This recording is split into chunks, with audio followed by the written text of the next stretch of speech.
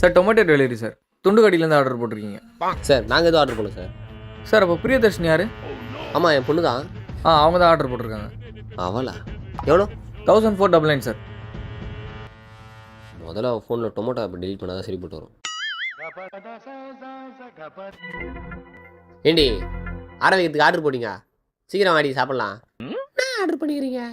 ஏய் உன் பொண்ணு தானே இதை ஆர்டர் போட்டுக்கிறா. ஏங்க அவன் வீட்லயே இல்லை, காலேஜ் போய்க்கிறா. காலேஜ் போய்க்கிறாளா? என்ன இதெல்லாம்?